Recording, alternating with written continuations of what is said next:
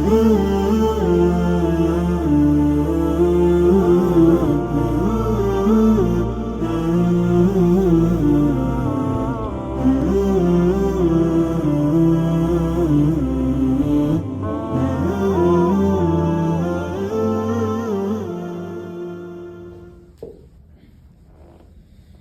لله نحمده ونستعينه ونستغفره ونعوذ بالله من شرور أنفسنا ومن سيئات أعمالنا. من يهده الله فلا مضل له ومن يضلل فلا هادي له. ونشهد أن لا إله إلا الله وحده لا شريك له ونشهد أن سيدنا ومولانا محمدا عبده ورسوله صلى الله عليه وعلى آله وأصحابه وسلم. أما بعد، قال تبارك وتعالى بعد: أعوذ بالله من الشيطان الرجيم. بسم الله الرحمن الرحيم. يا أيها الذين آمنوا اتقوا الله حق تقاته ولا تموتن إلا وأنتم مسلمون. وقال تبارك وتعالى أيضا: يا أيها الذين آمنوا اتقوا الله ولتنظر نفس ما قدمت لغد واتقوا الله إنه خبير بما تعملون. Assalamu alaikum, my brothers and sisters. So we thank Allah subhanahu wa ta'ala for the blessings He bestowed upon us.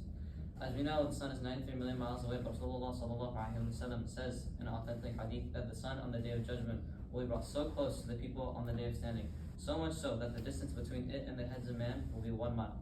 As we know, the sun is 93 million miles, so not 93 million miles, but 1 mile. He said, therefore people will be submerged in their sweat according to the levels of their deeds. He says, therefore some people on the day of judgment, their sweat will reach up to their ankles, some to their knees, others to their waists, and others will be completely submerged with their throats in sweat. And Nabi sallallahu alayhi wa sallam, saying this, he pointed to his mouth amidst its horrific and harrowing happenings on the day of judgment that will be unfolding one after the other, and among its unfathomable heat, horrible scenes that you will see around you. Stress that has never been experienced like this the day before, children who are going gray, women who are dropping their loads, and people who are ignoring their mothers and fathers and friends. Amidst all this unimaginable stress, there will be a select group of Muslims who will be invited by Allah subhanahu wa ta'ala to be under the shade of His throne. We continue the series of those who will be shaded under Allah subhanahu wa ta'ala's throne, and today we will be talking about number 5 of this hadith, which is a man who was seduced by a beautiful woman and a high-ranking woman to commit zina, but he walked away saying, verily I fear Allah. What type of piety, what type of strength, and what type of a man and fortitude must this individual have had to walk away from such a temptation, which may have caused the vast majority of humanity to collapse at its doorstep?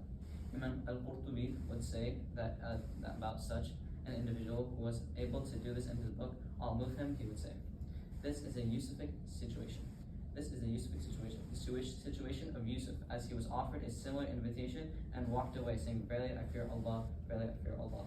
This is a Yusufic situation. Such an individual, despite having desires within him, within her, like everybody else, but realizing that the shade of Allah subhanahu wa ta'ala is more precious than a short-lived moment of haram that will bring with it luggage of sadness, regret, and pain. The slogan of such a young man, the slogan of such a young woman, was the area from the Quran that reads, I fear that if I was to disobey my Lord, the day of punishment will be great. That their slogan, an individual or a person, must this individual have had then to put away such a desire. I fear Allah. A man who is invited and seduced by a woman of high rank and beauty, he walks away saying, verily I fear Allah, verily I fear Allah. Nowadays our ummah is driven to do haram, as we live in a world where the ummah is starting to get weaker and weaker, which is a sign of the day of judgment. Rasulullah sallallahu alayhi wa sallam says in an authentic hadith that one night Allah subhanahu wa ta'ala will take back the Quran and no one will be able to read a single line of the Quran. Even as we all know, the shahada, la ilaha illallah, Muhammad Rasulullah, will be taken away and will be forgotten. My brothers and sisters, we must try our best to abstain from haram. We ask Allah subhanahu wa ta'ala to forgive us for our shortcomings. أقول قولي هذا وأستغفر لكم ولسائر المسلمين فاستغفروه إنه هو الغفور الرحيم.